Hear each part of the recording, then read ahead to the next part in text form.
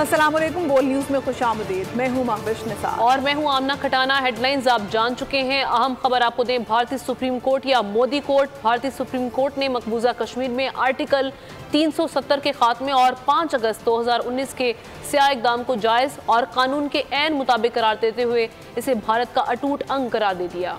भारतीय supreme court ने मकबूजा कश्मीर की खुसूसी हैसियत खत्म करने के खिलाफ दरख्वास्तों पर महफूज मुतासिबाना फैसला सुना दिया। फैसला सुनाने से कबल दफा 370 पर अदालती फैसले के पेश नजर महबूबा मुफ्ती और नायब उमर अब्दुल्ला को नजरबंद कर दिया।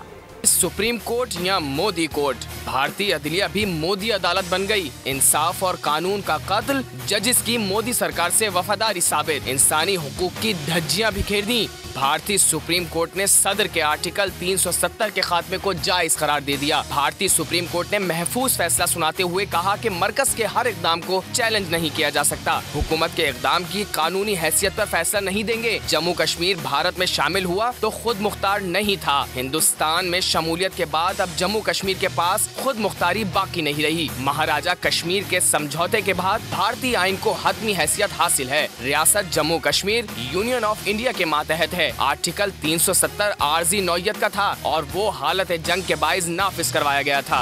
पाकिस्तान ने भारतीय सुप्रीम कोर्ट का कश्मीर की खुसूसी हैसियत से मुतालिक फैसला मुस्तरद कर दिया। निगरान वजीर खारजा जलील अब्बास जलानी का कहना था, आलमी कानून 5 अगस्त 2019 की तरफ से भारत की तरफ से एक तरफा गैर कानूनी इक़दामात को तस्लीम नहीं करता।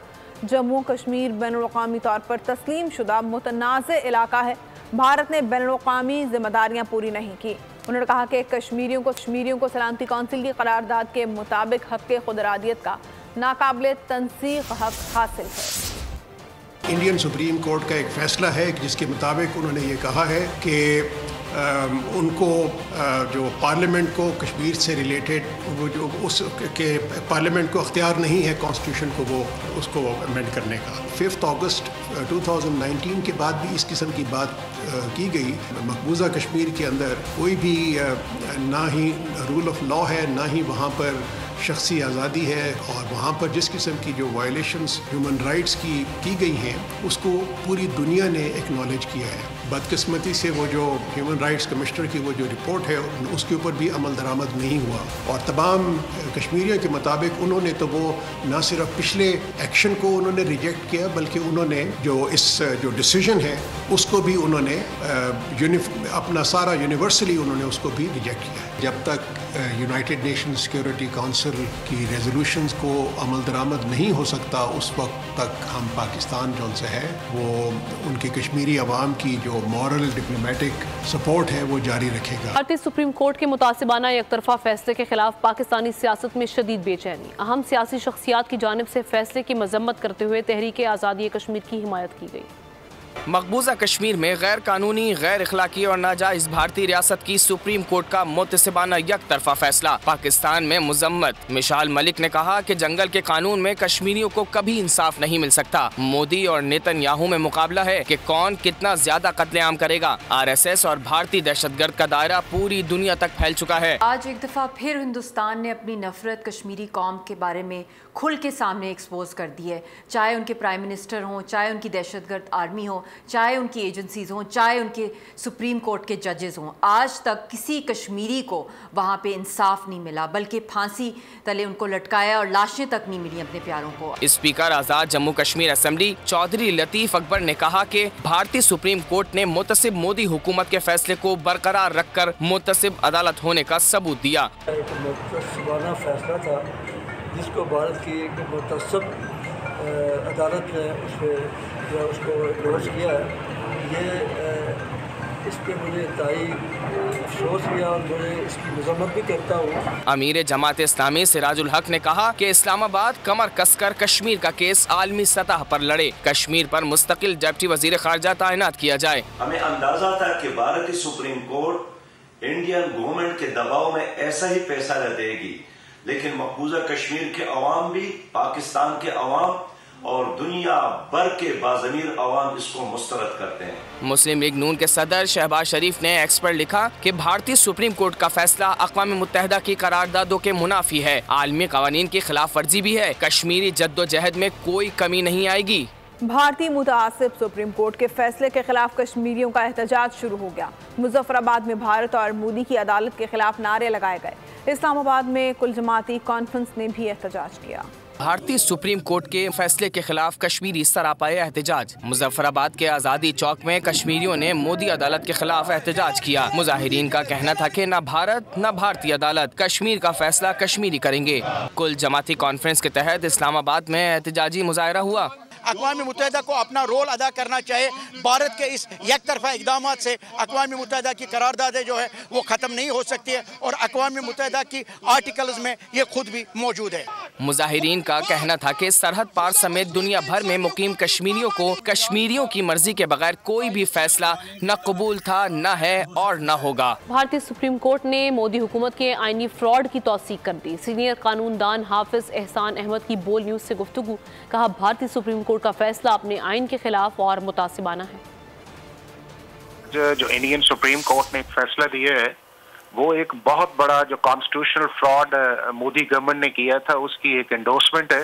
और जो इंडियन सुप्रीम कोर्ट 1959, 1964, 2014, 2018 के अंदर जिन चीज़ों को कहती रही है कि ये आर्टिकल 370 जो है ये एक परमानेंट नेचर है और उसके अंदर जो इंस्ट्रूमेंट ऑफ एक्सेशन के बाद एक कमिटमेंट की थी इंडियन कॉन्स्टिट्यूंट असेंबली ने 1949 के कॉन्स्टिट्यूशन के अंदर 17 अक्टूबर 1949 और फिर 26 जनवरी 1950 की, फिर जो 1952 का दिल्ली एग्रीमेंट हुआ, फिर 1954 के अंदर जो प्रेसिडेंशियल ऑर्डर आया कि जिसके अंदर आर्टिकल 35A करके एक स्पेशल रेजिडेंट स्टेटस का, प्रॉपर्टीज का और डेमोग्राफिक चेंज न होने का किया।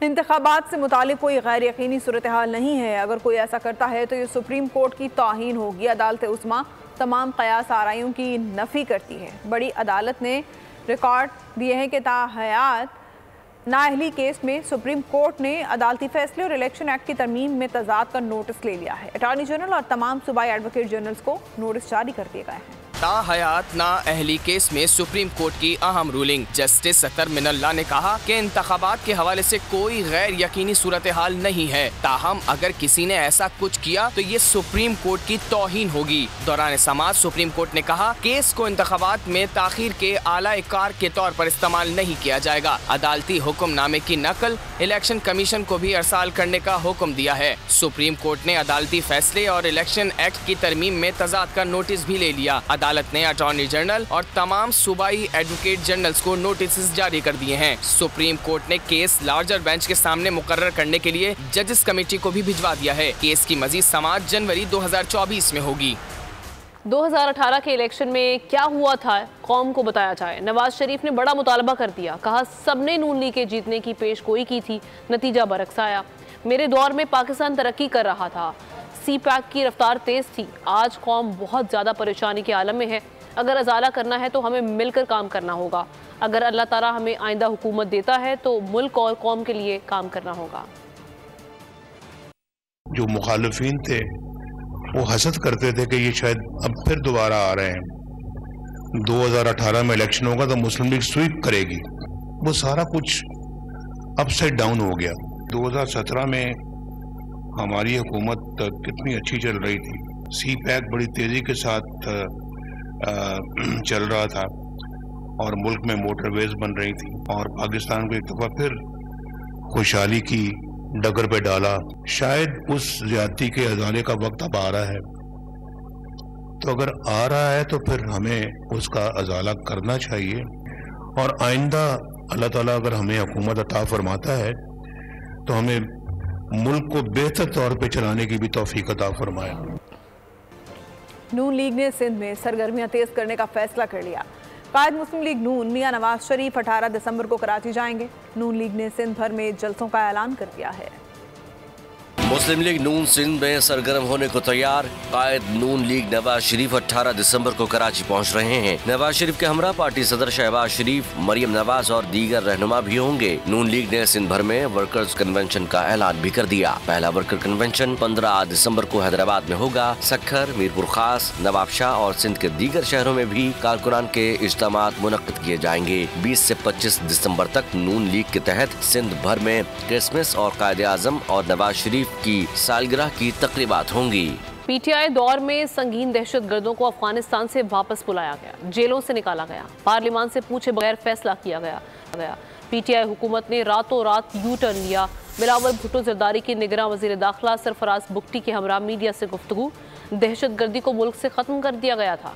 पीटीआई दौर की इन पॉलिसियों की वजह से पाकिस्तान को एक बार फिर कुर्बानियां देना पड़ रही है। खान साहब ने उनको दावत दी कि आए वापस पाकिस्तान के कबायली इलाकों में। इनके जो कैदी जहाँ पाकिस्तान में मौजूद थे उनको पाकिस्तान का जेल से निकाला गया, पार्लियामान से पूछे बगैर एक फैसला लिया गया। फौज के सिपाही रहे हैं सब के सब दहशतगर्दी का मुकाबला करते हुए अपने शहादतें भी कबूल की और उस जदोजहद के नतीजे में पाकिस्तान में अमन कायम हुआ। दहशतगर्दी को पाकिस्तान से तकरीबन ख़त्म कर दिया गया था और हमें अब एक बार फिर इन दहशतगर्दों का मुकाबला करना पड़ेगा, एक बार फिर शिकस्त दिलवाना पड़ेगा। मेरे पाकिस्तान की पुलिस अफसरान, मेरे पाकिस्तान के फौजी सिपाही और मेरे पाकिस्तान के अवाम को एक बार फिर अपना खून का कुर्बानी देना पड़ेगा। कराची के इलाके मच्छर कॉलोनी में फायरिंग से 3 अफराद जाम भाग हो गए। पुलिस का दावा है कि जमीन के तनाज़े पर 2 ग्रुपों के दरमियान तसादुम हुआ है।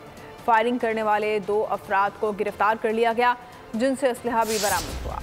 कराची में दहशतगर्दी। माड़ीपुर मच्छर कॉलोनी में उमर बिन खिताब मस्जिद के करीब मुबैना तौर पर 2 ग्रुपों में तसादुम हो गया। पहले गोलियां चली, फिर जानें चली गईं। पुलिस के मुताबिक सिराज उर्फ सिराजी और इसके 2 साथी जान से चले गए। इत्तला मिलते ही पुलिस ने इलाके को घेरे में ले लिया। पुलिस के मुताबिक फायरिंग में मुलविस मरकजी मुलजिम निसार पठान और इसके भाई को गिरफ्तार कर लिया गया है, जिनसे 1 राइफल और 1 अदद पिस्तौल भी बरामद हुआ है। पुलिस का कहना है कि इब्तिदाई तहकीकात के मुताबिक निसार पठान और मुतवफ़्फ़ी सिराज उर्फ सिराजी के दरमियान जमीन का तनाज़ा था।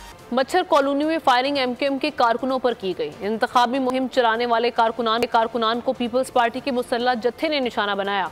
एमकेएम रहनुमा अनीस कायम खानी का संगीन इल्ज़ाम। अनीस कायम खानी ने कहा कि NA 243 में हक परस्त उम्मीदवार हुमायूं उस्मान और मलिक फयाज इंतखाबी मुहिम में मसरूफ़ थे कि उन पर हमला किया गया। अनीस कायम खानी ने कहा कि हमले का मरकजी मुलजिम निसार खान कादिर पटेल का कोऑर्डिनेटर और पीपल्स पार्टी का ओहदेदार है। शहीद कारकुनों में सिराजुल इस्लाम, अब्दुल सलाम और मबूद शामिल हैं। कराची के इलाके मच्छर कॉलोनी में इंतखाबी मुहिम के दौरान फायरिंग से एमकेएम पाकिस्तान के 3 कारकुन जाम भाग हो गए। इस बारे में जानते हैं बोल न्यूज़ के नुमाइंदे मोहम्मद काशान से, जो अब्बासी अस्पताल में दापे कन्वीनियर एमकेएम पाकिस्तान अनीस कायम खानी के साथ मौजूद है। बताइएगा काशान के क्या कहना है? जी बिल्कुल, देखिए मारीपुर के इलाके मच्छर कॉलोनी में आज एक अफसोसनाक वाक़या पेश आया कि एमकेएम की जानिब से जो इंतखाबी मुहिम वहाँ पर जारी थी, इसी दौरान जो है मुसल्लह मुलजमान की जानिब से फायरिंग की गई, जिसके नतीजे में 3 अफराद जो है जाबाज हो गए, जबकि लाश को ज़ाब्ते की कार्रवाई के लिए अब्बासी शेख अस्पताल मुंतकिल कर दिया गया। इस वक्त एमकेएम के रहनुमाओं की बड़ी तादाद यहाँ पर मौजूद है। मेरे हमरा जो है डिप्टी कन्वीनर जो एमकेएम के सीनियर रहनुमा अनीस कायम खानी वो मौजूद है। इनसे वाक़ई की तफसीलात जानेंगे कि सर क्या वाक़या पेश आया था, कैसे कारकुनान जो है आज आपके शहीद हुए हैं। ये हुमायूं उस्मान हैं, ये हमारे उम्मीदवार हैं कौमी असम्बली के वहाँ से, और मलिक फयाज सूबाई सब ये अपनी मुहिम चला रहे थे। इसी मुहिम के दौरान जो है पीपल्स पार्टी के मुसल्लह लोगों ने इनके ऊपर हमला कर दिया। ये खुद वहाँ मौजूद थे। 3 लोग शहीद हो गए, 32 लोग जख्मी हैं। मैं खुद भी वहाँ पहुँचा हूँ, लाशों को लेकर अब्बासी हॉस्पिटल आए हैं। बताया जाता है कि पुलिस ने मुसल्लह लोगों को असले समेत गिरफ्तार कर लिया है। अभी FIR कटवाएंगे और उम्मीद रखेंगे कि रियासत इंसाफ करे। जी बिल्कुल, आपने देखा कि सीनियर रहनुमा पाकिस्तान के मेरा हमरा मौजूद थे। इनकी जानिब से बताया कि कानून कानूनी कार्रवाई जो है वो की जाएगी, FIR जो है दर्ज की जाएगी इस वाक़यात की। जी ठीक है, बहुत शुक्रिया काशान। और आपको बताएं कि वजारत दाखिला ने भी मिलिट्री कोर्ट्स में सिविलियन ट्रायल के खिलाफ फैसले पर अपील दायर कर दी। दरख्वास्त में फैसला कलअदम करार देने की इस्तदा की गई है। अपील में मुख्तलिफ कानूनी सवालात उठाए गए हैं। पूछा गया है कि क्या केस आर्टिकल 199 के तहत पहले हाई कोर्ट में जाना चाहिए था। लफ्ज़ सिविलियन की इस्लाह बहुत वसी है, क्या अदालत ने इसे नज़रअंदाज नहीं किया? सिविलियन की इस्तिलाह में गैर मुल्की और दहशतगर्द भी आते हैं। इस्लामाबाद की इंसदाद दहशतगर्दी अदालत ने बानी चेयरमैन PTI की 3 और शाह महमूद कुरैशी की 2 मुकदमात में जमानत मंजूर कर ली। सरकारी वकील का कहना था PTI रहनुमाओं ने जानबूझकर एहतजाज कराया। बानी PTI ने अवाम को वरगलाया और इश्तियाल पैदा करने की कोशिश की।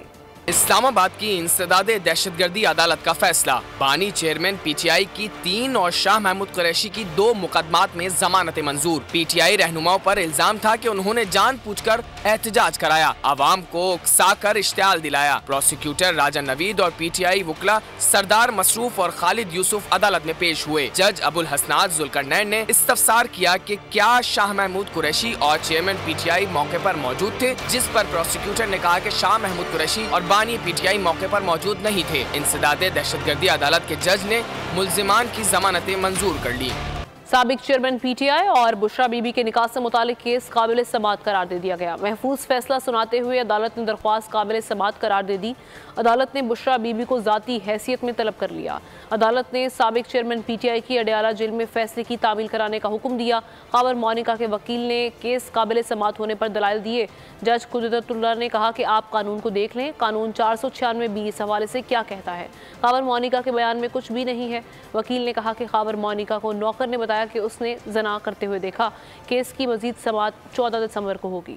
पेशावर हाई कोर्ट ने इलेक्शन कमीशन नोटिस के खिलाफ पीटीआई दरख्वास्त पर फैसला सुना दिया। अदालत ने इलेक्शन कमीशन को PTI intra party election case पर हतमी फैसला जारी करने से रोक दिया। हुक्मनामे में अदालत ने कहा, दरख्वास्त पर फैसले तक इलेक्शन कमीशन ऑर्डर पास ना करे। अदालत ने इलेक्शन कमीशन को नोटिस भी जारी कर दिया। अदालत ने केस की मजीद समाअत 19 दिसंबर तक मुलतवी कर दी। जुल्फ़िकार भुट्टो की फांसी केस की लाइव नशरियात के लिए बिलावल भुट्टो जरदारी की सुप्रीम कोर्ट में दरख्वास्त दायर। दरख्वास्त बिलावल भुट्टो की जानिब से उनके वकील फारूक एच नायक ने दायर की। दरख्वास्त में इस्तदा की गई कि सदारती रेफरेंस मेरे वालिद आसिफ अली जरदारी की जानिब से दायर किया गया, इसलिए केस की समाअत बराह रास्त दिखाई जाए।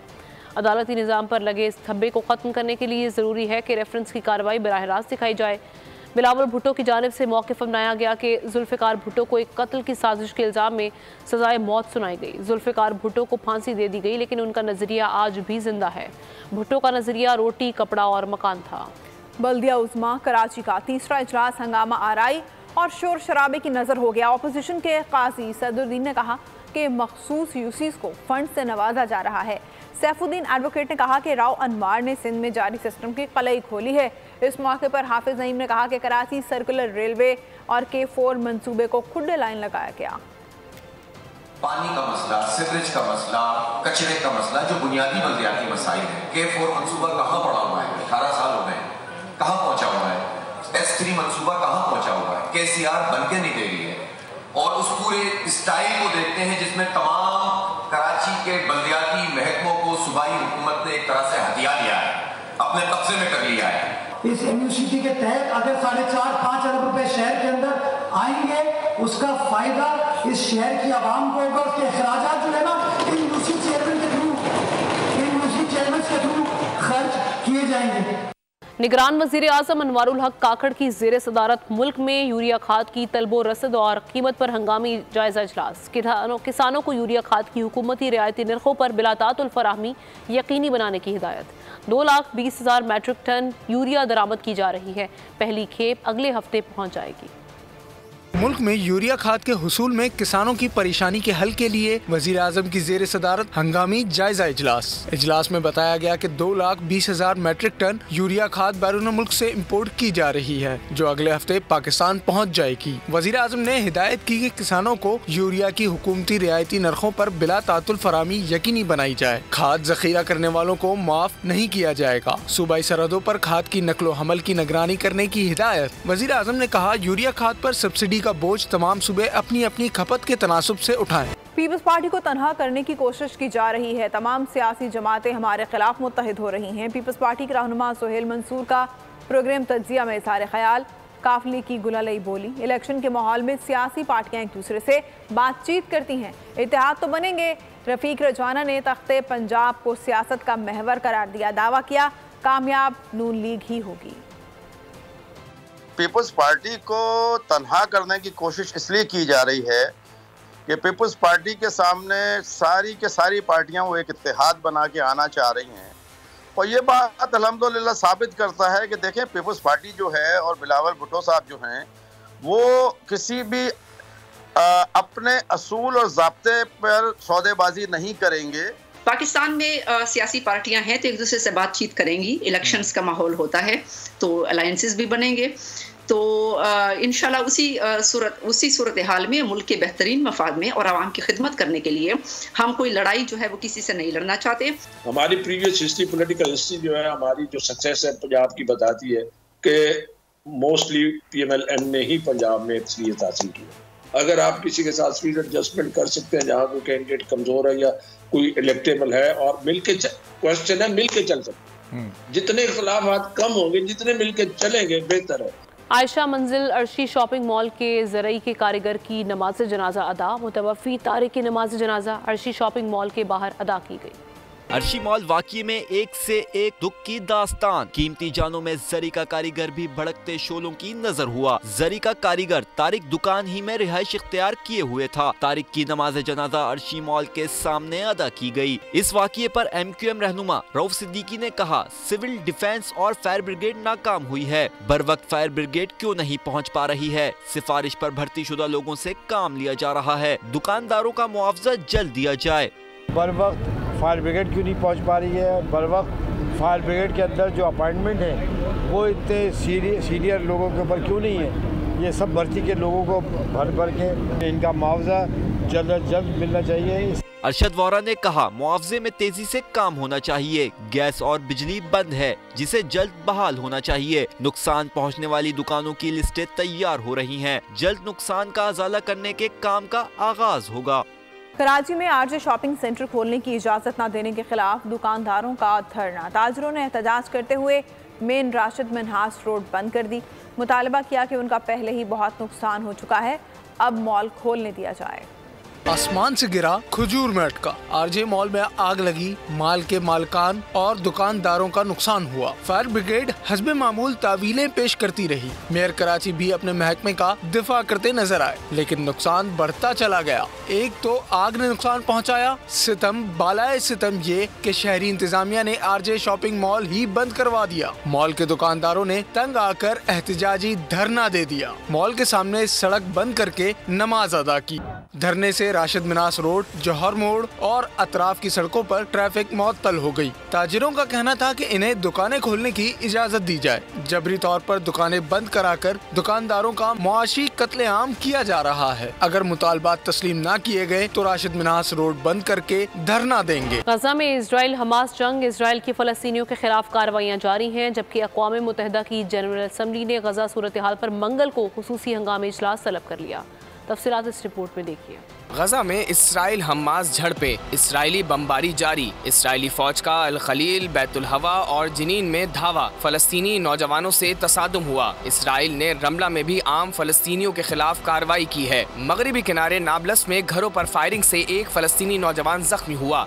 जुनूबी लबनान से हिजबुल्लाह ने इसराइल में अहदाफ को निशाना बहुत हो गया है, अब हथियार डाल दो, हमास के खात्मे का वक्त भी करीब आ गया है। हमास ने जवाब में खबरदार किया है कि जब तक उसके मुतालबात पूरे नहीं किए जाते कोई भी इसराइली यरगमारी गजा की पट्टी से जिंदा वापस नहीं जाएगा। अक़वाम मुत्तहिदा की जनरल असम्बली ने गजा सूरत हाल पर मंगल को खुसूसी हंगामी इजलास तलब कर लिया। गजा में जंग बंदी पर करारदाद पर वोटिंग का इम्कान है। इसराइली वजीर आजम नेतन्याहू ने रूस की तरफ से गजा की जंग बंदी के हक में वोट देने पर सदर प्यूटन पर अदम इत्मीनान का इजहार किया है। रूसी वजीर खारजा सरगई लारूफ ने कहा है कि इसराइल का हमास हमले को फलस्तीनी अवाम को इज्तिमाई सजा देने के जवाब के तौर पर इस्तेमाल करना नाकाबिले कबूल है। इसराइली फौज नामालूम अफराद की तेज और स्मार्ट डकैती का शिकार। इसराइली तरबियती अड्डे पर रुकने वाले असले के ट्रक से अमरीकी साख्ता 16M राइफल के 55 लाख से जायद गोलियां चोरी कर ली गयी। ये सामान डब्बों में पैक करके एक ट्रक पर लादा गया था, जिसे सहरा नक में वाक़े तस्लीम फौजी अड्डे पर ले जाया गया था। अमेरिका ने हौसियों की तरफ से बहरी जहाज़ों को लाहक खतरात से निमटने के लिए बहिरा अहमर में कसीरुल कौमी बहरी फौज को वसअत देने की कोशिशें शुरू कर दी हैं। बहिरा अहमर में तिजारत से वाबस्ता ममालिक से राब्ते शुरू कर दिए गए। अमरीकी अखबार में अमरीकी फौजी अहलकार के हवाले से कहा गया है कि बहुत से ममालिक दुनिया के इस हिस्से में तिजारती जहाज रानी में खलल को रोकने में दिलचस्पी रखते हैं। अमरीका इस हवाले से कई दूसरे ममालिक से भी बात कर रहा है। यमन में हौसी ग्रुप ने हफ्ते के रोज ऐलान किया था कि वो किसी भी मुल्क के इसराइल जाने वाले तमाम बहरी जहाजों को गुजरने से रोक देंगे। उन्होंने इसराइल के बहरी जहाजों की आमदोरफ्त को गजा की पट्टी में जारी इसराइली हमलों की रोकथाम और गजा को अद्वियात और खुराक की सप्लाई से मशरूत किया है।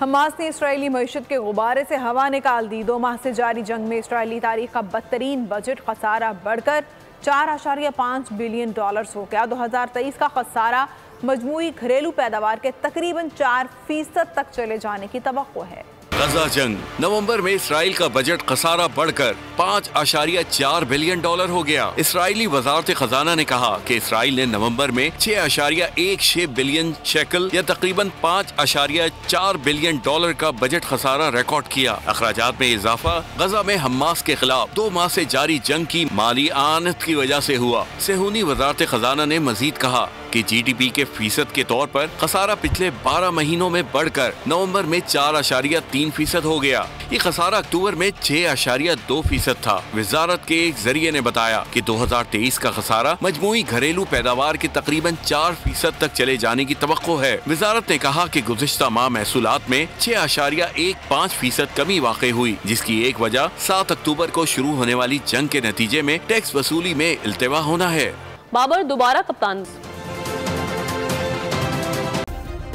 सब्सक्राइब करें और बेल दबाएं ताकि कोई खबर रह न जाए।